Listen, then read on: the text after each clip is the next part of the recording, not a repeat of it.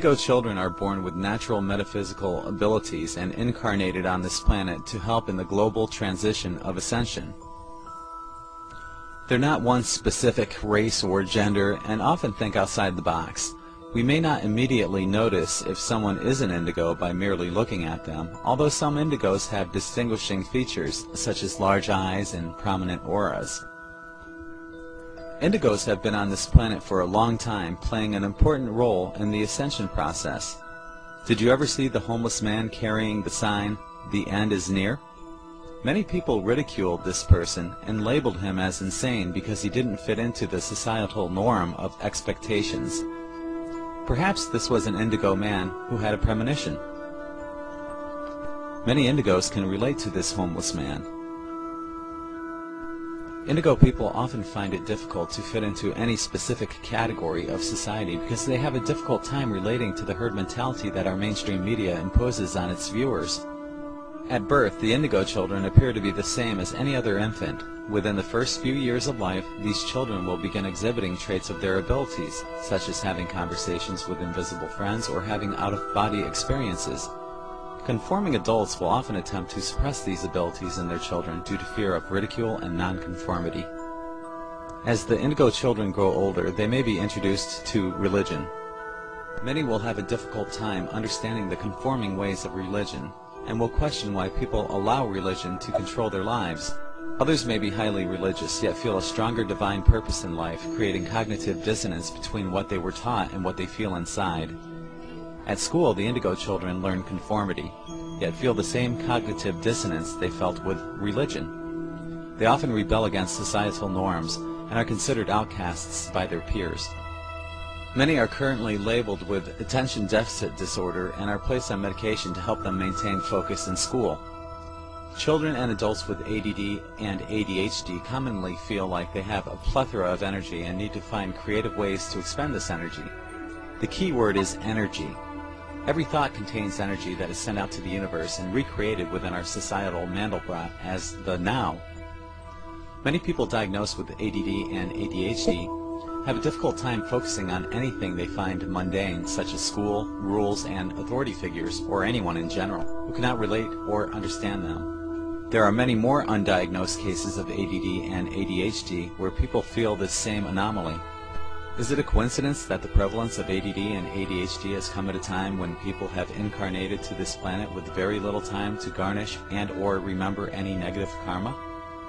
Is it a possibility that ADD is a protective insurance measurement that people took out when they agreed to come to this planet to help with their ascension process without having the liability of negative karmic debt? In a world where people who have a medical diagnosis are looked at as being different from the norm, is this difference a blessing instead of a curse?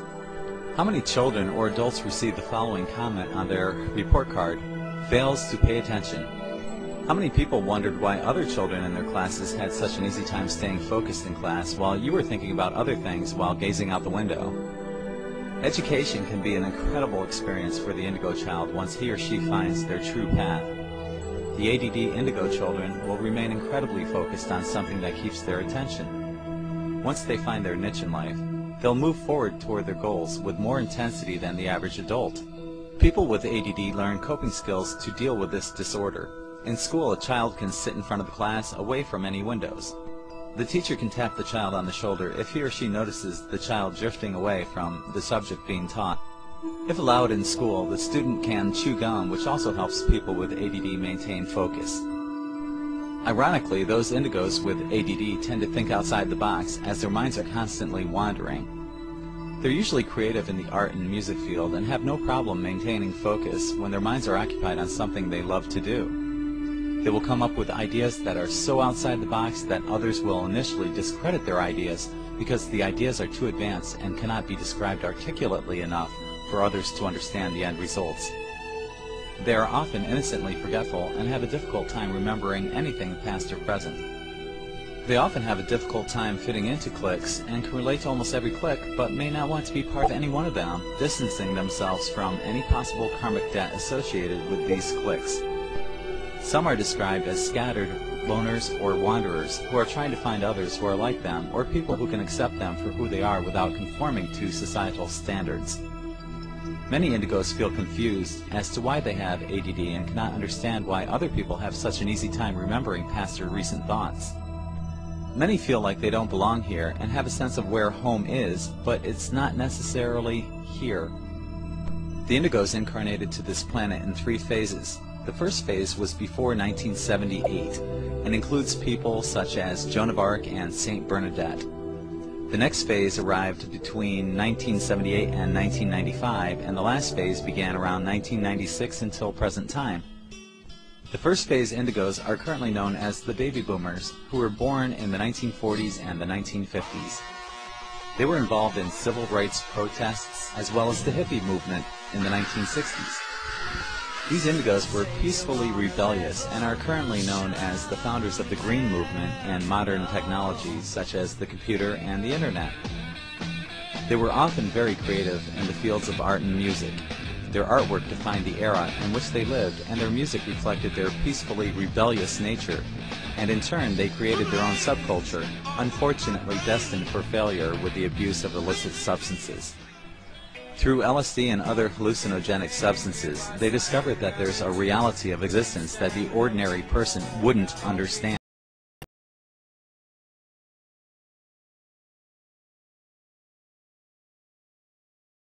Number of psychics in the industry within those years until present time.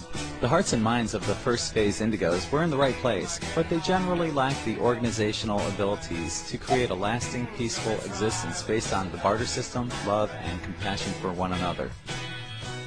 They eventually succumbed to the corporate world, yet many of them still hold on to values that were practiced during the 1960s. These people are the cornerstones of global consciousness. They've experienced the summer of love and know the true power that love and compassion plays on global consciousness. These are the people that will relive their dreams to their full expectations of what they envisioned in the 1960s. The latter group of the first phase were born between 1960 and 1978. They remember the feeling of what their predecessors started, but were too young to fully understand the concept. Yet intuitively, they understood the concepts on a deeper level. In other words, the 1960s and 70s had a special feeling to them in which they could identify with the 60s subculture without fully understanding it. This feeling would be locked into their cellular memory, to be recalled at a later time. These children were born with additional abilities such as clairvoyance, clairaudience, clairsentience, ESP, and the ability to see auras. Just like their predecessors, many of these abilities were suppressed through peer ridicule and subsequently the herd mentality. They modeled the rebellious behavior of the flower children in their own ways, which was reflected in the music they listened to, punk rock, hard rock, and the early stages of rap. Many of these children were also artistic in some manner, either through drawing, painting, or musical abilities.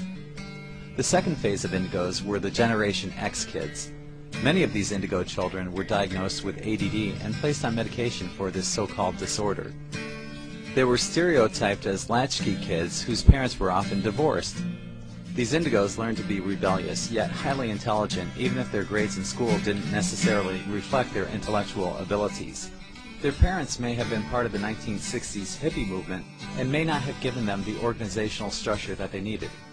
Their rebellious attitude was also defined in the type of music they listened to, such as Nirvana, Pearl Jam, Public Enemy, and the notorious B.I.G.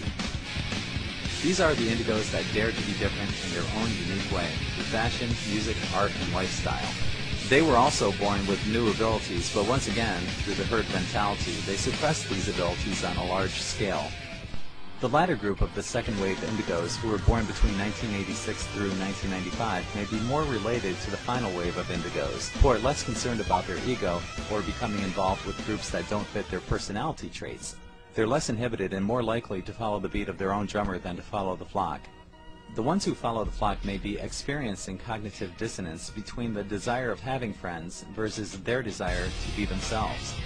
They may end up compromising their true divine purpose for being here in order to feel accepted within